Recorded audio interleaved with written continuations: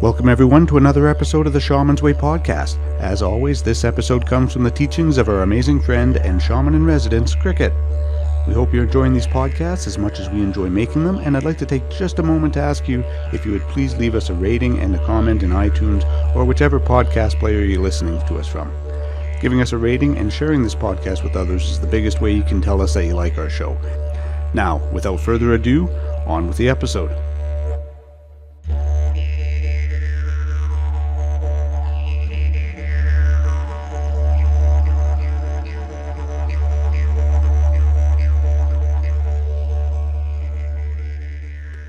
Hello everyone, hello my constant listeners.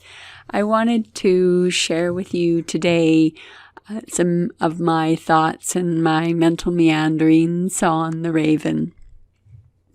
Raven came to me unexpectedly many years ago. I don't even know how many years ago. But my introduction to raven started off with a sentence, and that sentence happened to be the last line in a story that I was to write, and so I proceeded to write a story backwards. And what that story turned out to be was a story about Raven and how Raven was able to take a sun. In my story, he sang to the sun and brought the sun back to the earth, or brought the sun to the earth in the first place. And that was my introduction to Raven. It wasn't until a number of years later, possibly 4 or 5 years, that I found a story from the Northwest Coast native peoples who talked about Raven stealing the sun or Raven returning the sun to the people.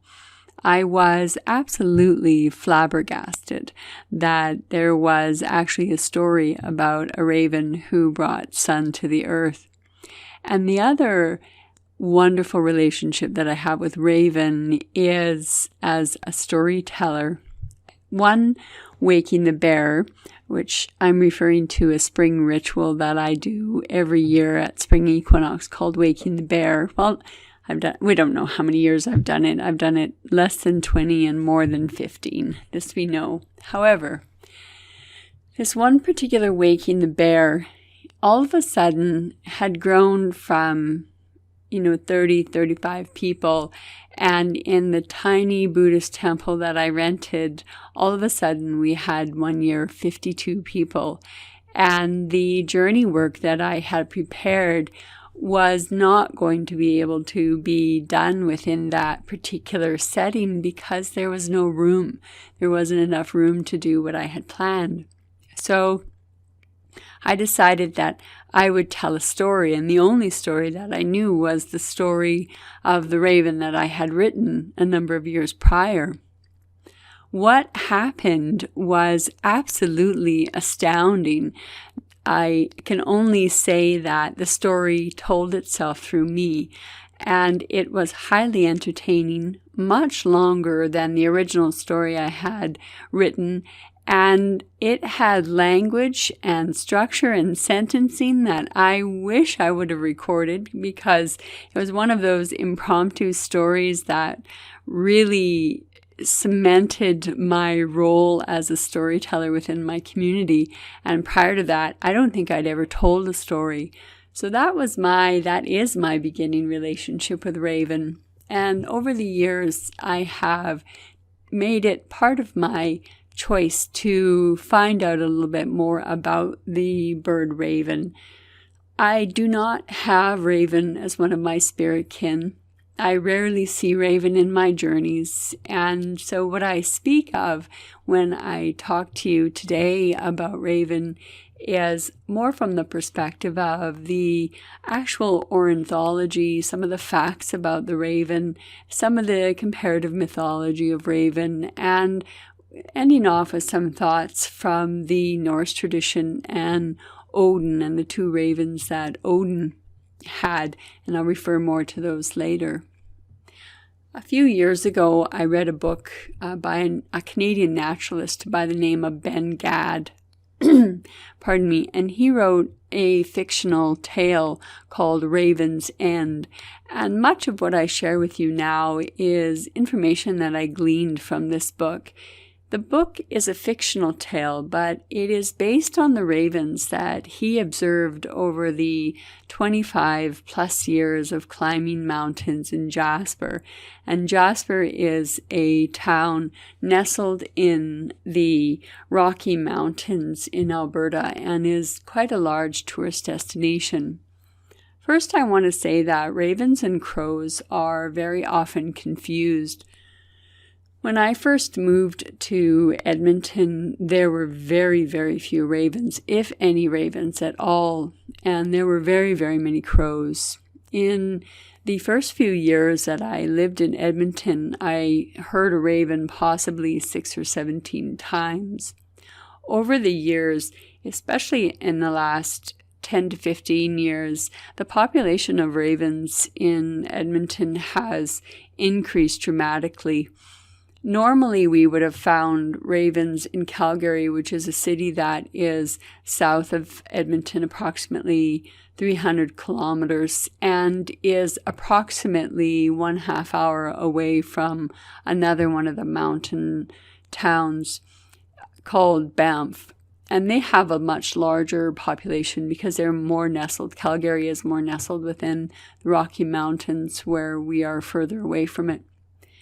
Calgary has a large population of ravens, and they've been noted to fly upwards of 50 to 60 kilometers one way to feed at the local dump, and then they return at night to roost within their home territory. Ravens can be very numerous in the winter time, and they love the mountains. One of the reasons that ravens are so attracted to the mountains are the cliffs and the overhangs, and these are generally where the ravens will build their nests. And nests can be incredibly large. The raven looks like a crow, but is much larger. It has a length of between 21 to 27 inches, and their wingspan doubles that, compared to 17 to 21 inches for the common crow. The raven's bill is thicker, and their throat feathers are more pointed and elongated. So when they fluff up, that neck appears shaggy. You can also tell a raven from a crow based on how they land.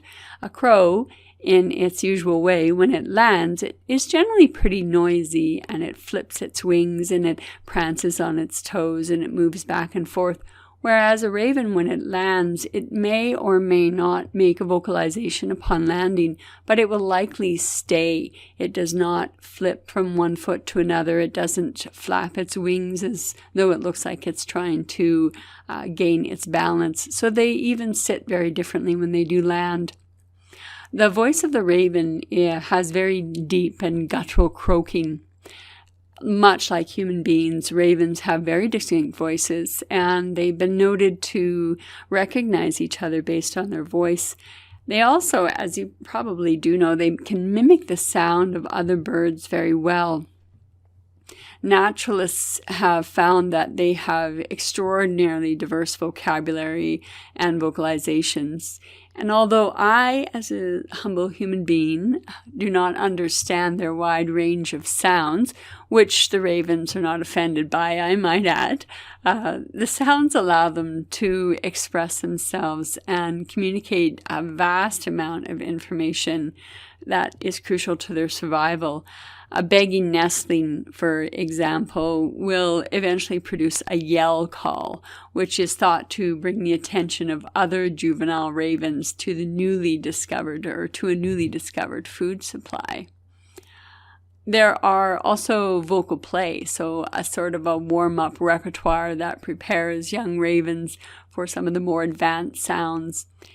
Oftentimes, after being fed, nestlings will produce comfort sounds consisting of a soft, quiet medley. One of the summers that I was, I think about 7 or 8 years ago, why am I mentioning time? It's really irrelevant. Not that long ago. There is a tower by a mall that I lived very close to, and I noticed in the springtime that on this particular tall tower, I'm pretty sure it was a cell tower of some sort, there were ledges, and I noticed that there was a family of ravens who had made a nest.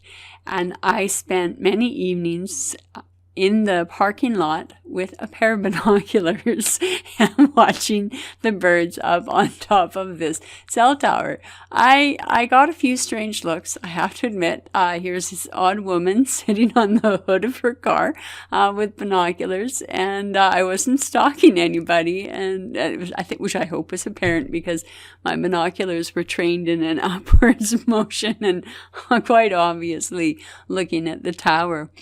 And I really watched the young ravens come in and comfort the young ravens that were in the nest. And you could tell when the parents came by, because they were given very much respect and distance by the younger ravens. The juveniles will often hang around the nests where the young ones are and will entertain them or will babysit them.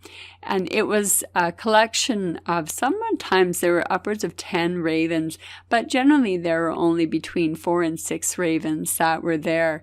And I watched them all summer long. I was not there. I would love to say, I was there when the raven took its very first flight. But I can't lie. I wasn't there. And over time, by the end of the summer, the place was very quiet. It still had, ravens coming and going, but the nest had long been abandoned. The fledglings had learned to grow or had learned to fly, and they had taken off. But I don't know how many other people realized that there were ravens parked in the mall very close to the north end of the city.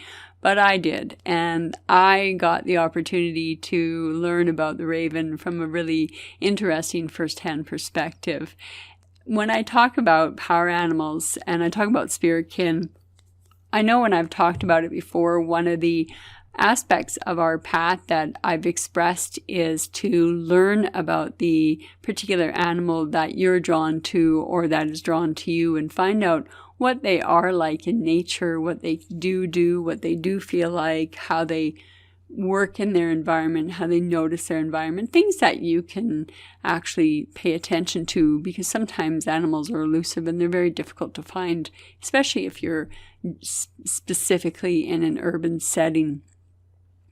So the other aspects of the sounds that they make, if I disturbed that nest, if I had gone up to that raven's nest and disturbed it, then the raven would have had a predatory alarm or a series of high-pitched calls.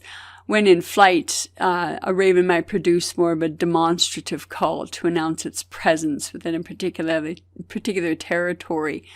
When I was at the Queen Charlotte Islands, one of the things that struck me so incredibly, almost amusing, and I don't mean this disrespectfully, but it was almost amusing because where you are in the Queen Charlotte Islands, which is off the northern tip of British Columbia, which is just south of Alaska, there are many ravens and there are many eagles. And what astounded me, because I'd never been in a situation where there were a lot of eagles, is the very small cry or the very small vocalizations of the eagle. They're very high, they're very shrill, they're very pitched, but then overcome by this huge sound of the raven, this very guttural croak, and the sounds that they would make and the mimicking sounds that they would make. I always found that very amusing when I went to the islands and was actually able to hear the call between the eagle and the raven and how incredibly different the sound is and how important they are to the different cultures. Even being the national bird of the United States would be the raven, or would be the eagle, my apologies. So I found that's just a side note, and I find it kind of interesting.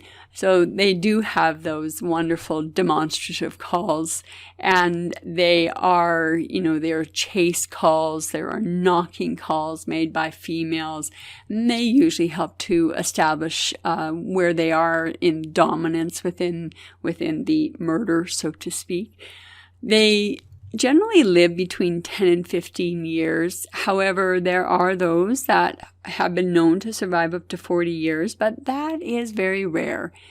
Ravens nest in single pairs, and pairs which stay away from other nesting pairs, if that makes sense. So you won't see 3 nests in a row. They often will nest in separate trees, and then the juveniles or the singles will often come and fill up the rest of the trees because there are other members of that particular group of ravens. Not all of them are paired. They remain mated for life. They reach their sexual maturity between the ages of 2 and 3. And after breeding, the female, she'll lay anywhere from 3 to 7 eggs.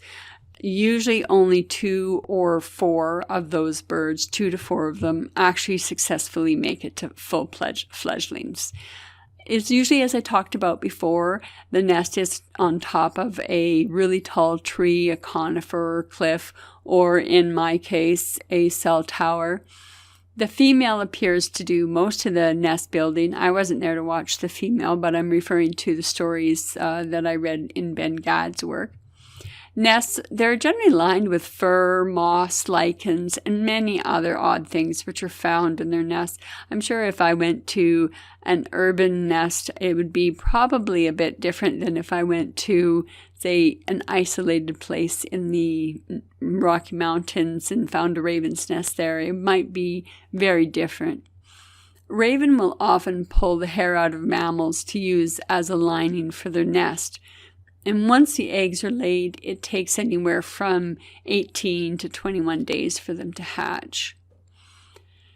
The individual raven or nesting pair, it picks a territory, and around that territory is where they forage for food. And again, like I said earlier, there are ravens in Calgary that fly 50 to 60 kilometers one way to the dump to eat and then fly home. The ravens are generally amongst each other when they're flying within its own territory. They're friendly and they're not suspicious.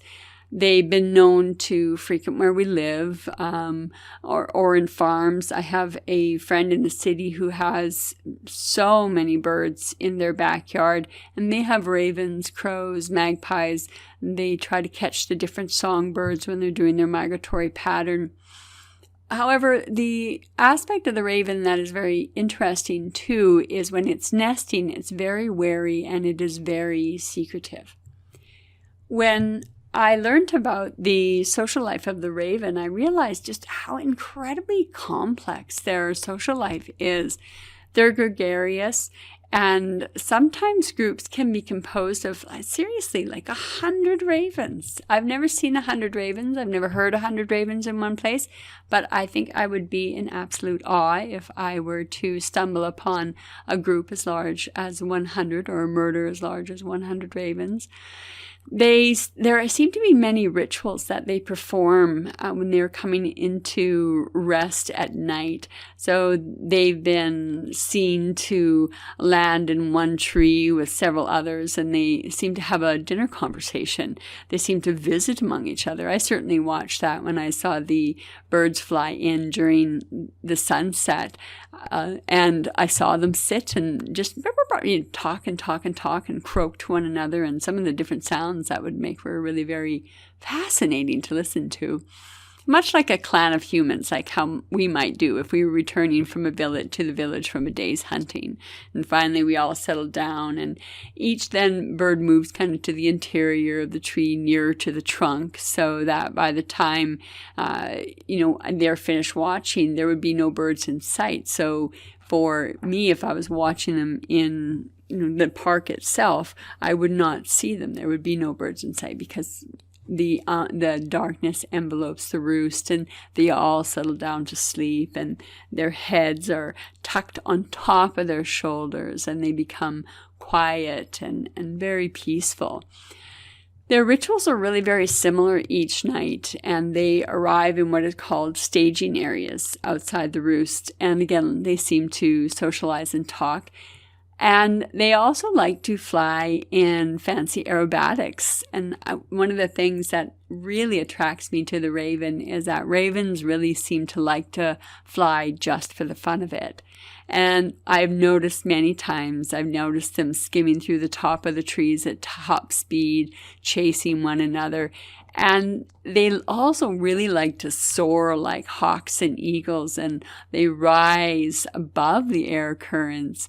And sometimes one will pick up a stick and the others will play tug of war. Sometimes they turn over rocks, maybe searching for insects or other invertebrates, and occasionally swallowing something they found. I watched them quite a bit on the shores of the Queen Charlotte Islands, and I watched them play quite a bit. They're really very neat in their curiosity. That's one of the things that really attracted me to them, is their curiosity about the world and around itself. And their nonchalance. I found them really quite nonchalant. And I liked when they were roosting and they would shuffle and about and they would fly from one perch and remain there. And some come in and they fly off in one spot and then they fly off to another, kind of like us. Some of us are sedentary and some of us like to hop from one tree branch to another branch. They like to physically prod and gently play with one another.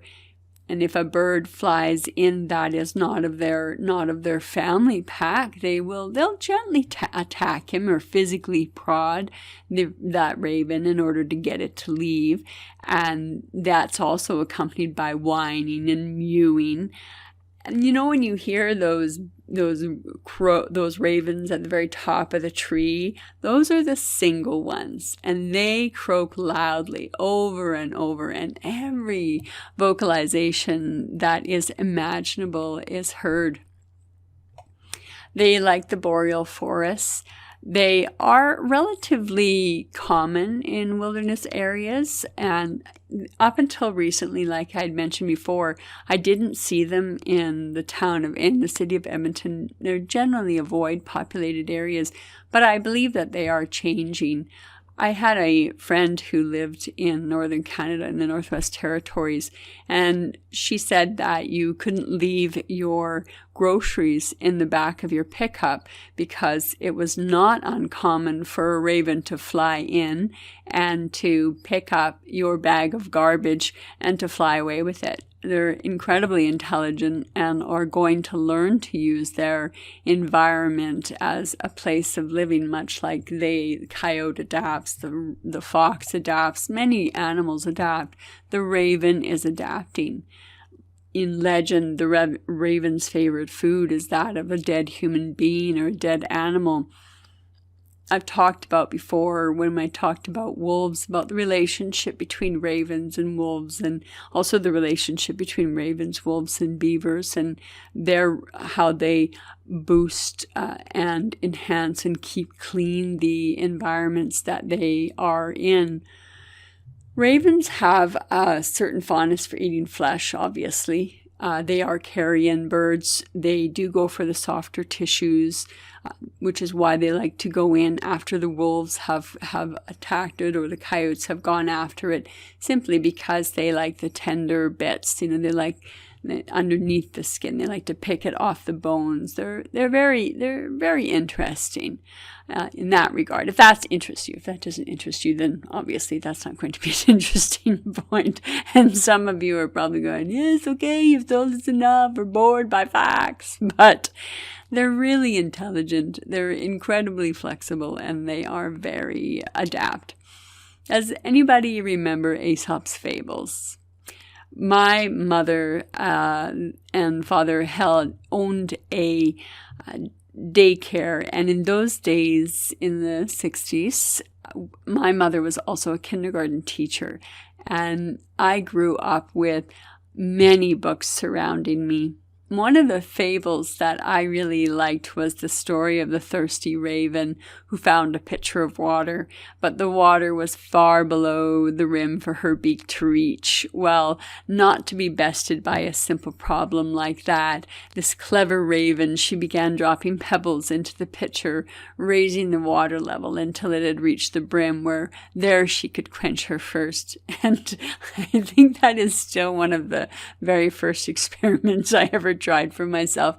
And if I told you that I broke a jar with rocks, there are maybe one or two of you that actually believe me, and some of you will go, no, but I assure you, I have the scar to prove that if you fill a jar to fill with stones, they can break, and if you're not paying attention, you can get hurt. That's all I'm going to say about the story. One of the things I want to touch on a little bit is that the raven has a relatively large, it's called, I may mispronounce this, however, it's called a hyperstriatum. It is the area of, the larger it is, the more intelligent the bird is, and the larger it is, the more likely that the bird can create various sounds. Like, I'd love to see what a mima bird looks like, or another bird that mimics sounds. The parrots, do they have a rather large hyperstriatum? One of the legends, I want to talk a little bit about the mysterious and the sacred raven, since we have certainly discussed the aspects of the raven that are physical. The raven comes and has its very own stories with regard to how raven came to be, what raven means. And I will follow all of that up in another podcast on the mysterious and the sacred raven, but I wanted to really just talk to you about some of the other aspects of the raven, the Orientology of the raven, the story of the raven, the physical attributes of the raven, where they live, that most of their food consists on such as things as insects, seeds, berries, eggs, other young birds, sometimes small mammals. And they'll also often eat human garbage. I've seen them very intelligently pick through garbage cans at a coffee shop or a donut shop on the highway in some of the towns, and watch them pick through, open up brown bags, pick out the individual French fries and eat them in that way, and not eat the brown bag, or to know to open it and inside is the actual jewel of food that they're looking for. I really enjoy some of the experiments they've done with ravens, is that they seem to have the ability to pass their memories on to their fledglings. And the experimenters have discovered this by going to the raven and wearing a very scary mask and going through a nesting place of ravens and running through and scaring them with this mask. And it has to be done on more than once, if I remember the experiment correctly. But the part of the experiment which I think was the most astounding to me, the offspring 2 and 3 generations after the initial mask experiment, that generation of ravens still attacked masks. So we have to question then, is the raven's teachings, how do you teach a raven that is a 2nd and 3rd generation from the original survivor of the post-traumatic or the traumatic experience of being stressed by a mask? How does it convey to its offspring what a mask is, to attack it and to be afraid of it? There are also ravens who are known to create tools in order to open latches, in order to reach further, in order to acquire food or open a puzzle on their own. Very intelligent. Ravens have also been known to count. They may have found that they can count higher, but I remember as a young woman when I was studying intelligence of birds that ravens can count up to 4. And they have found this by ravens watching barns, and barns are good places for ravens to roost or to find food. There's mice, there's rats, depending on where they live. And the raven will not enter the barn if one person goes in, one person has to come out. And the raven will sit and wait. And only after 4 does it become confused and is no longer able to count how many have gone in and how many have gone out, thereby determining whether or not it is safe to fly within a particular structure. That I find very interesting. The throaty sound of the raven when you're walking and when you're hiking, listen for it and see if you can feel joy. See if it's a demonstrative call. Is it a shrill call? Can you determine what the raven is communicating based on the pitch of the sound? Can you determine that after 20 times of hearing it? Or are you incredibly intuitive and just have that absolute connection to raven? I know that there are many people in my circle of friends, in my circle of drummers, in my circle of students who love and work with raven and have a long and loving relationship with raven based on their own beliefs, whether it be Norse tradition, whether it be Mongolian traditions or the Northwest Coast raven. There are many traditions that follow the raven. And I know that many of you are also interested in the mysterious aspects of the raven and the sacred aspects of the raven, and that I know I've touched on in Tricksters, but I'm going to talk a little bit about that aspect of the sacredness of the raven and discuss a little bit at length the ravens of Odin, Hugin and Munin, and thought and memory, and what that means from a shamanic perspective. I really want to thank you for listening to us and to sharing your time with us tonight or today or this morning or whenever you happen to be listening to this. Until next time, I bid you a fond farewell, my constant listener. Thank you again for joining us here on the Shaman's Way podcast. If you have any questions, would like to make a request for a future episode, or if you're looking for other shamanic resources, including free drumming tracks, please visit us at shamansway.net. Until the next episode, be well, everyone.